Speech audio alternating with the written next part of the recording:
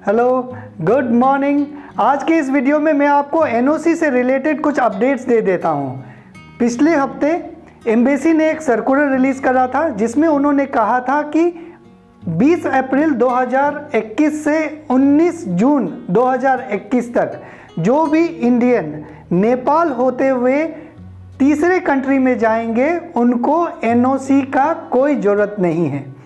फिर से मैं दोहराता हूँ, जो भी इंडियन फ्लाइट से नेपाल आएंगे और नेपाल से कोई भी तीसरे कंट्री अगर जाएंगे तो उनको एनओसी का ज़रूरत नहीं है। तो इस सर्कुलर को कई लोगों ने अलग अलग तरीके से समझा है। कई लोगों का सवाल ये है कि क्या हम बस से, ट्रेन से इंडिया से नेपाल चले जाएं और वहाँ पे एनओसी अप्लाई करके एनओसी ले लेंगे और फिर हम सऊदी अरेबिया चले जाएंगे। इनका ये सवाल है। लेकिन मैं उन लोगों को ये बात बताना चाहूँगा कि आप चले तो जाएंगे नेपाल और एनओसी भी ले लेंगे, लेकिन आप कैसे प्रूव करेंगे कि आपने इंडिया के अलावा कोई दूसरा कंट्री जो अनसस्पेंडेड कंट्री है, नॉट सस्पेंडेड कंट्री है, उसमें 14 दिन रुके थे। उसका एक ही प्रूफ है आपका जो पासपोर्ट में इंडिया का डिपार्चर स्टाम्प, नेपाल का अराइवल स्टाम्प, उसके अलावा आप प्रूफ नहीं कर पाएंगे। तो जो भी इंडिया से नेपाल और नेपाल से सऊदी अरेबिया जाने का प्लानिंग कर रहे हैं, आप फ्लाइट से जाइए इंडिया से नेपाल, ओके, और नेपाल में 14 दिन रुकिए, कोविड पीसीआर का टेस्ट करवाइए, फिर आप सऊदी अरेबिया चले जाइए। और कई कैटेगरी के लोग ऐसे भी हैं जिनका सवाल अपसेट करता है हम सब लोगों को।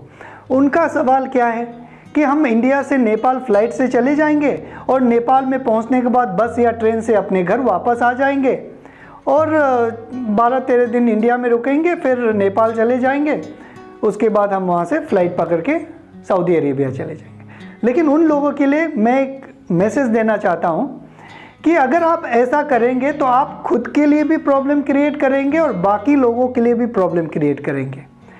अगर आप ऐसा करते हैं तो ये क्वारंटीन रूल का वायलेशन माना जाएगा और सऊदी जो गाइडलाइंस है उसके मुताबिक आपको 500,000 सऊदी रियाल मतलब 5 लाख सऊदी रियाल तक का पेनल्टी लग सकता है और आपको डिपोर्ट भी करा जा सकता है।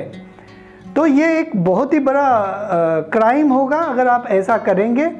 तो मैं आपसे रिक्वेस्ट करता हूँ ऐसा ना करें। आप जो गाइडलाइन सेट किया गया है मिनिस्ट्री ऑफ हेल्थ की तरफ से, जो जीएससीए के गाइडलाइंस है उसको पालन कीजिए। ईमानदारी से आइए आप इंडिया से नेपाल, वहाँ पे 15 दिन रुकिए, कोविड पीसीआर टेस्ट करवाइए, फिर नेपाल सऊदी अरेबिया जाइए। क्यों आप अननेसेसरी थॉट्स अपने दिमाग में भरते हैं कि मैं वापस आ जाऊँगा फिर जाऊँगा। ये 15 दिन के लिए आप इतना बड़ा रिस्क लेंगे अपने लिए और बाकी सब लोगों के लिए। तो मैं उम्मीद करता हूं कि आपको समझ में आया होगा कि मैं क्या बताना चाह रहा हूं आप लोगों को। ऐसा बिल्कुल भी मत कीजिए। कुछ पैसे बचाने के लिए आप इंडिया से इस तरह के जो फॉर्मूलाज है वो अप्लाई मत कीजिए। अगर आपके मन में ये फॉर्मूला आता है तो उसको साइड में रखिए।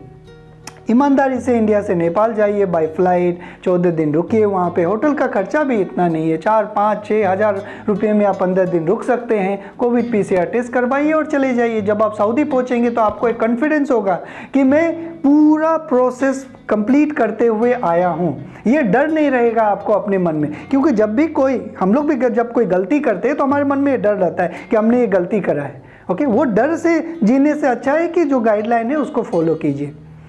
ठीक है, तो क्लियर है, ये जो मैंने बताया वो बहुत ही क्लियर है। Thank you very much. अपना ख्याल रखिए। Bye bye.